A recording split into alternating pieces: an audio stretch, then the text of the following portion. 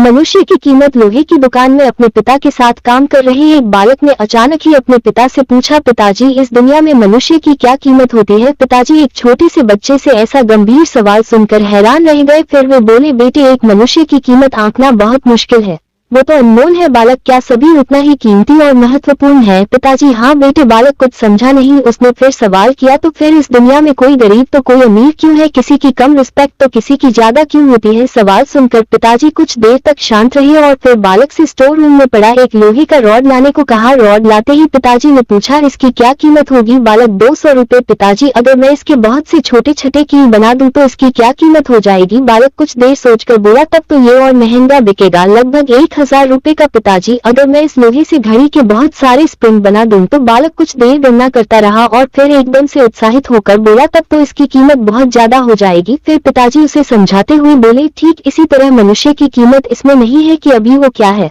बल्कि इसमें है कि वो अपने आप को क्या बना सकता है। बालक अपने पिता की बात समझ चुका था। शिक्षा। अक्सर हम अपनी सही कीमत आंकने में गलती कर देते हैं।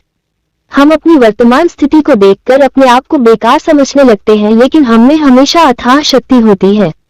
हमारा जीवन हमेशा संभावनाओं से भरा होता है। हमारे जीवन में कई बार स्थितियां अच्छी नहीं होती है, पर इससे हमारी इज्जत कम नहीं होती है। मनुष्य के रूप में हमारा जन्म इस दुनिया में हुआ है, इसका मतलब है हम बहुत खास और महत्वपूर्ण हैं। हमें हमेशा अपने आप को सुधार करते रहना चाहिए और अपनी सही कीमत प्राप्त करने की दिशा में बढ़ते रहना चाहिए।